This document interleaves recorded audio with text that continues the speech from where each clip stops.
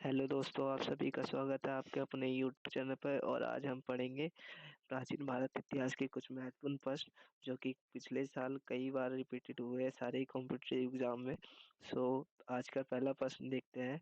कौन सा शहर प्राचीन काल में अवंती कहा जाता था? तो वो कहा जाता था उज्जैन को। दूसरा प्रश्न दिया गया है इसमें, भारत में 4 कोनों पर 4 मठों की स्थापना किसने की? तो वो की थी शंकराचार्य ने। तीसरा प्रश्न पूछा गया है, इलाहाबाद स्तंभ शिलालेख किसके बारे में जानकारी देता है? तो देता है समुद्रगुप्त के बारे में। इसमें मैंने आज कुछ नोट्स भी ऐड किए हैं। तो पहला है, इलाहाबाद स्तंभ का प्रयाग प्रशासित समुद्रगुप्त की दरबारी कवि हरिसेन ने लिखी थी। चौथा प्रश्न है, भारत के सबसे बड़े कानूनज्ञ कौन बताए जाते हैं? तो बताए जाते हैं मनु। मनु ने ही मनुस्मृति नामक कानून की रचना की थी। पांचवा प्रश्न है, सिंधु घाटी सभ्यता के क्षेत्र कालीबंगन का अर्थ क्या है? तो कालीबंगन का अर्थ है काली चूड़ियां, क्योंकि कालीबंगन राजस्थान में सिंधु घाटी सभ्यता का क्षेत्र है। कालीबंगन शब्द का अर्थ है काले रंग की चूड़ियां। छठा प्रश्न है, वैदिक काल का सबसे प्रमुख अनाज कौन सा था? तो वो था जौ, क्योंकि वैदिक काल सबसे प्रमुख खाद्यान्न जौ ही था। सातवां प्रश्न है, हर्ष ने विशाल बौद्ध मठ का निर्माण कहाँ कराया था? तो वो करवाया था नालंदा में, क्योंकि हर्षवर्धन ने बौद्ध मठ का निर्माण नालंदा ने करवाया था। और हर्षवर्धन प्राचीन भारत का एक महान राजा था जो बौद्ध मत का अनुयायी था। आठवां प्रश्न है, सुरकोटदा किस प्रदेश में है? सुरकोटदा जो था वो गुजरात में पड़ता है। तो सुरकोटदा सिंधु घाटी सभ्यता का एक प्रमुख स्थल था। यहाँ से घोड़े की हड्डियां प्राप्त हुई थी। ये कुछ नोट्स है इसके बारे में। नौवां प्रश्न है, बेलूर, हेल्लीबिंदी और सोमनाथपुर के मंदिर किस कला के सर्वोत्तम उदाहरण है? तो ये है बेसरा, इसका सही जवाब। 10वां प्रश्न होगा, निम्नलिखित में से किस वंश की पहचान केवल सिक्कों के आधार पर हुई? तो वो था हमारा कुषाण वंश। कोई अभिलेख कोई अभिलेख ना होने के कारण कुषाण वंश की जानकारी केवल सिक्कों पर आधारित होती है। 11वां प्रश्न है, प्राचीन भारत के कर्ष कर्षपण क्या था? कर्षपण जो वो था एक सिक्का। कर्षपण प्राचीन का एक सिक्का था। ये तांबा और चांदी से बनाया जाता था। 12वां प्रश्न है, जोरवे संस्कृति जो एक तमकरनी संस्कृति है किस प्रदेश में खोजी गई? तो ये खोजी गई थी महाराष्ट्र में। जोरवे महाराष्ट्र के एक गांव था। यहाँ सर्वोत्तम खोज 1950 और 1951 में हसमुख धीरज लाल संकलिया और शाताराम भालचंद्र देव के नेतृत्व में हुई थी। 13वां प्रश्न है, धरनी कोटा किस प्राचीन वंश से संबंधित है? तो धरनी कोटा जो है सातवाहन से संबंधित है। धरनी कोटा अमरावती के पास शहर है जो कभी सातवाहन वंश की राजधानी थी। ये आंध्र प्रदेश में है। 14वां प्रश्न है, संगम काल की पुस्तक भारतम किसने लिखी? तो ये लिखी थी पेरेद्वनार। 15वां प्रश्न है, मौर्य काल में देवान देवाध्यक्ष किसे संबंधित है? तो ये धार्मिक स्थल से संबंधित है। नोट्स दे रखे हैं कुछ। मौर्य काल में धार्मिक संस्थाओं की देखभाल के लिए देवाध्य होते थे। 16वां प्रश्न है, मत्स्य महाजनपद की राजधानी विराटनगर किस क्षेत्र में थी? तो ये थी जयपुर में। विराटनगर आज के जयपुर के पास स्थित है। इसे पांडवों ने अज्ञातवास के दौरान अपने का स्थान बनाया था। 17वां क्वेश्चन है, महाबलीपुरम के शोर मंदिर का निर्माण किसने कराया था? तो ये करवाया था नरसिंह वर्मन द्वितीय ने। महाबलीपुरम के शोर मंदिर का निर्माण नरसिंह वर्मन द्वितीय ने करवाया। नरसिंह द्वितीय पल्लव वंश का राजा था जिसने पुलकेशिन द्वितीय को हराया था। ये उसके बारे में कुछ जानकारी थी। 18वां प्रश्न है, ऋग्वेदिक काल की अर्थव्यवस्था के बारे में कौन सा कथन असत्य है? तो असत्य है वेतन की अधिकता, क्योंकि ऋग्वेदिक काल में वेतन देने और लेने की कोई भी साक्ष्य नहीं मिले मतलब। 19वां प्रश्न है, निम्नलिखित में से कौन-सा शिक्षित गौतम बुद्ध को ज्ञान प्राप्ति करने से पहले नियुक्त किए गए थे? तो किए गए थे अ, केवल फर्स्ट और सेकंड मतलब अलारा कलाम अलारा कलामा और उद्दक रामपुत्र। इसके बारे में कुछ नोट्स है। अलारा कलामा और उद्दक रामपुत्र गौतम बुद्ध के शिक्षक थे। अलारा कलामा और ब्राह्मण संत और दार्शनिक थे। वह संख्या दर्शन के विशेष थे। पीयू ली कैनन ग्रंथों के अनुसार वह गौतम बुद्ध के पहले शिक्षकों थे और इन्होंने उन दोनों से योग साधना सीखी। 20वां प्रश्न है कौन सा पिटक नैतिक आचार संहिता के बारे में बताता है? तो वो बताता है विनय पिटक। इसके बारे में कुछ नोट्स भी दिए गए हैं। विनय पिटक नैतिक आचार संहिता के बारे में है। इनमें मुख्यतः कानून था। इसमें संघ भिक्षुओं और भिक्षुणियों के लिए नियम है। 21वां प्रश्न है पाली ग्रंथों में निम्नलिखित में से किसे अ, निथंग निगंध नाटापुत्र कहा जाता था? तो कहा जाता था महावीर में। इसके बारे में कुछ जानकारी है। निगंथा नाटपुत्र महावीर को सद्र भित्ति कहती करता था और एक निर्धर्ष जैनियों को सद्र भित्ति करता है। केवल एक ज्ञान प्राप्त करने वाले व्यक्ति निर्धांत हो सकते थे। वैशाख शुक्ल दशमी को रेणजू पालिका नदी के किनारे साल वृक्ष के नीचे भगवान महावीर केवल ज्ञान की प्राप्ति हुई थी। 22वां प्रश्न बौद्धिक धर्म में विहार शब्द का क्या अर्थ है? तो विहार शब्द का अर्थ है भिक्षुओं का निवास। इसके बारे में कुछ जानकारी भी है। विहार भिक्षुओं का निवास के रूप में जाने जाते थे। चैत्य चर्चों के उद्देश्य के लिए सभाएं थी। इसके अलावा चैत्य स्तूपों के साथ थे। विहारों में स्तूप नहीं थे। 23वां प्रश्न है निम्नलिखित में से कौन सा ईसा पूर्व के युग में प्राचीन भारतीय इतिहास की एक घटना नहीं है? तो घटना नहीं है थी वो थी चौथी बौद्ध परिषद। इसके बारे में जानकारी है। 182 ईसा पूर्व में डेमोट्रियस द्वारा इंडो यूनानी साम्राज्य की स्थापना की। उज्जैन के विक्रमादित्य द्वारा 58 बीसी में विक्रम संवत युग की शुरुआत हुई और कुषाण राजा कनिष्क के संरक्षण में 72 ईस्वी में कश्मीरी के कुंडल वन में चतुर्थी बौद्ध संगति का आयोजन किया गया था। कलिंग के राजा खारवेल ने हाथी गुम्फा शिलालेख को लगभग 50 ईसा पूर्व में छोड़ दिया था। 24वां प्रश्न निम्नलिखित में से कौन सा मौर्य प्रशासन में आय का एक मुख्य स्रोत था? तो वो था भू राजस्व। मौर्य ने एक इसके बारे में कुछ जानकारी भी है। मौर्य ने एक विशाल स्थायी सेना बनाई रखी थी।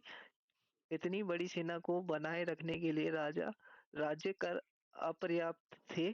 इसलिए उन्होंने अधिक राजस्व उत्पन्न करने के लिए कुछ आर्थिक गतिविधियों को विनियमित करना शुरू कर दिया था। आय का मुख्य स्रोत भू राजस्व था। 25वां प्रश्न निम्नलिखित में से किसने शुद्ध संस्कृत में अब तक का पहला शिलालेख जारी किया है? तो वो किया है रुद्रदमन प्रथम ने। रुद्रदामन प्रथम ने शुद्ध संस्कृत में पहला शिलालेख जारी किया है। रुद्रदामन प्रथम ने 130 से 150 ईसा पूर्व तक का शासन किया था और उसने गुजरात, कोंकण, नर्मदा घाटी, मालवा और काठियावाड़ के कुछ हिस्सों सहित सिंध पर शासन किया था। 26वां प्रश्न गुप्त काल के दौरान अस्थायी किराएदारों पर निम्नलिखित में से कौन सा कर लगाया जाता था? तो वो लगाया जाता ऊपरी कर। इसके बारे में कुछ जानकारी भी है। गुप्त काल के दौरान गुप्त शिलालेखों में से दो नए कृषि कर दिखाई देते थे जिन्हें ऊपरी कर और उद्रक के नाम से जाना जाता था। ऊपरी कर अस्थायी किराएदारों पर लगाए जाने वाला कर था और उद्रक एक जल कर या फिर एक प्रकार का पुलिस कर था। 27वां प्रश्न निम्नलिखित में से किस स्थान पर 432 ईसा पूर्व सन के एक विराजमान तीर्थकार की एक दिनांकित पत्थरों की मूर्ति की खुदाई की गई थी? तो की गई थी मथुरा में। और इसके बारे में जानकारी है, मथुरा में पाए गए बुद्ध के चित्र सारनाथ से कई मायनों में भिन्न थे। 432 ईसा पूर्व संबंधित एक बैठे तीर्थकार की दिनांकित पत्थर की छवि जो मथुरा में खुदाई की गई थी, पिछली शताब्दियों में बैठी हुई मूर्तियों से भी अलग थी।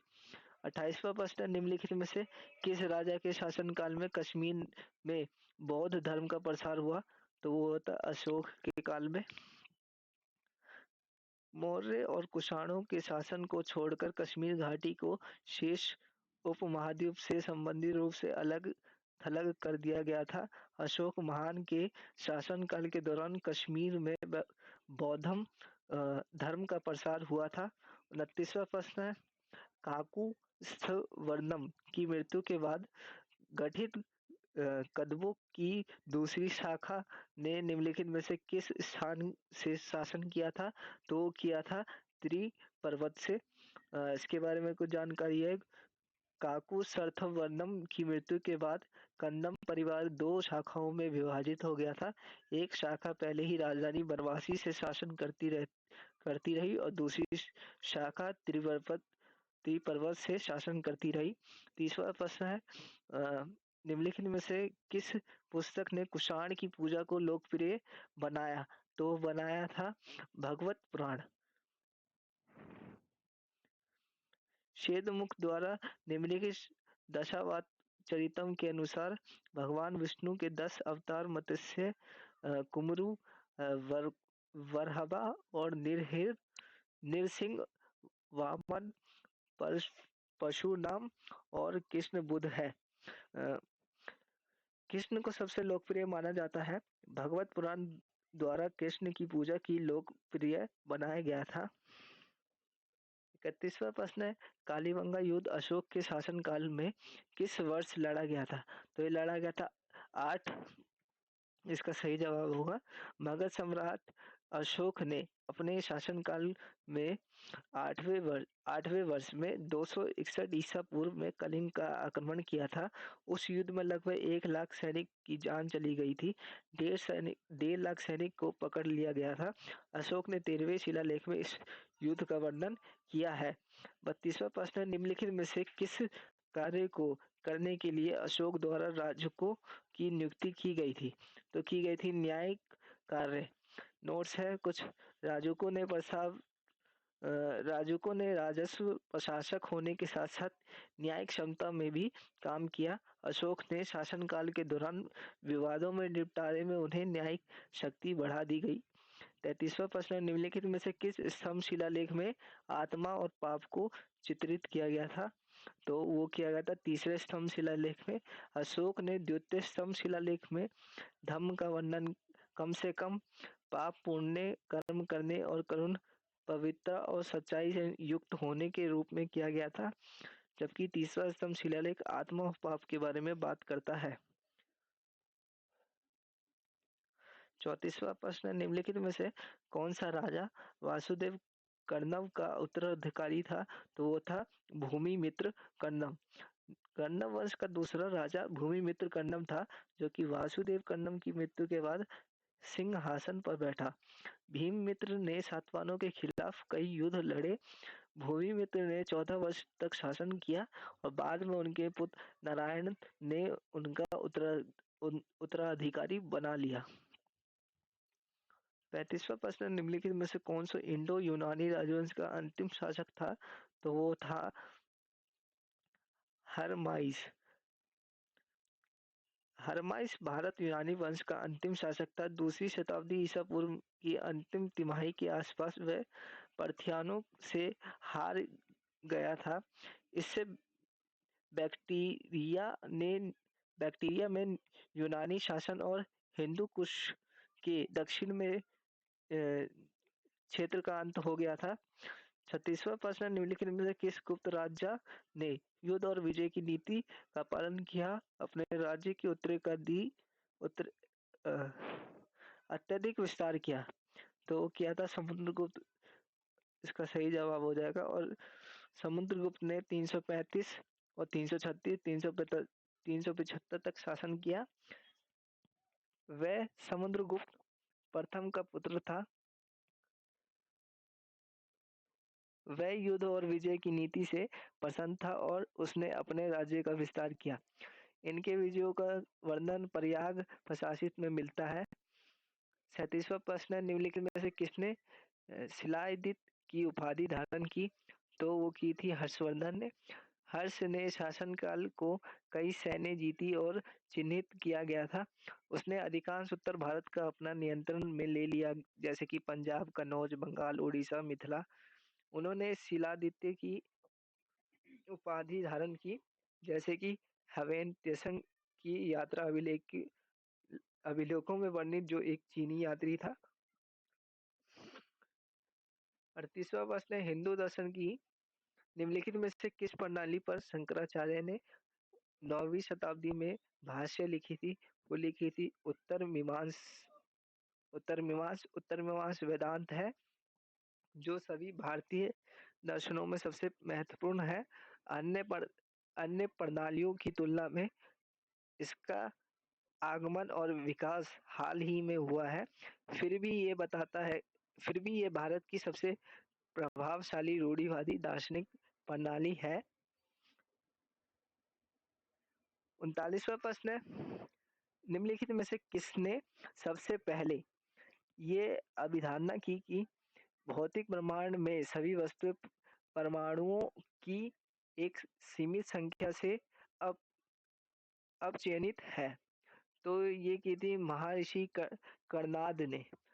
और इसके बारे में बताया गया है कि कर्णाद एक ऋषि थे, जो कि वायु पुराण में उनका जन्म स्थान प्रभास टापण बताया है।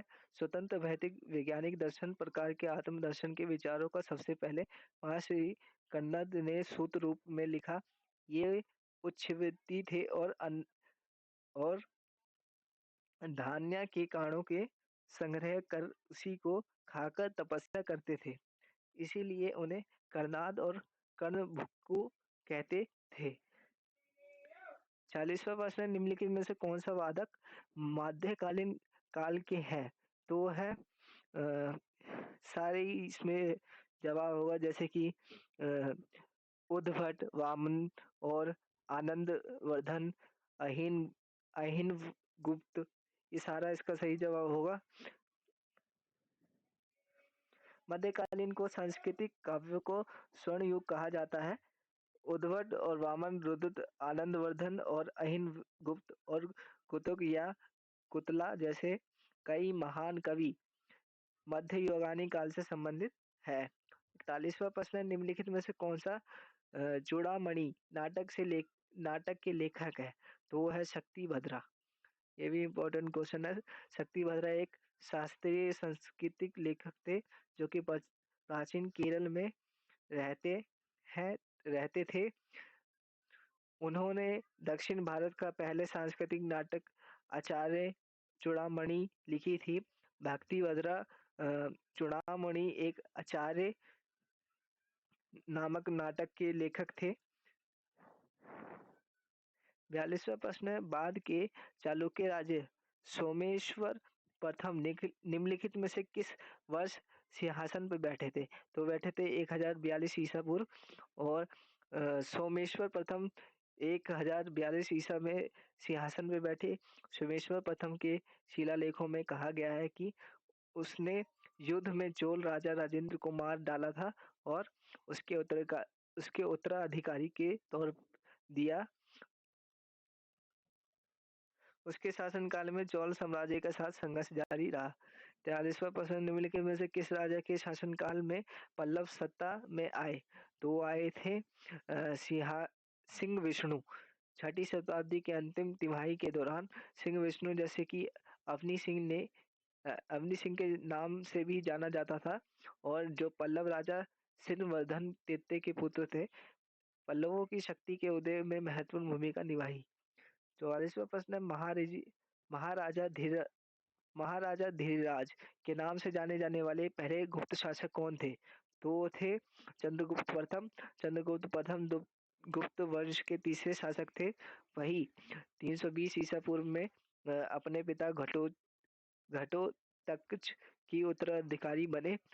चंद्रगुप्त प्रथम पहले गुप्त राजा बने जिन्होंने महाराजाधिराज या राजाओं के राजा की उपाधि धारण की। उन्होंने 320 ईसा पूर्व में गुप्त युग की शुरुआत की। 45वां प्रश्न है, समुद्रगुप्त की उपाधि को किस स्तंभ शिलालेख में दर्ज किया गया? तो ये किया गया था इलाहाबाद स्तंभ में। और जैसे कि नोट्स बताया गया है इसमें, समुद्रगुप्त वंश का सबसे महान शासक था और उसने लगभग 380 ईसा पूर्व तक शासन किया।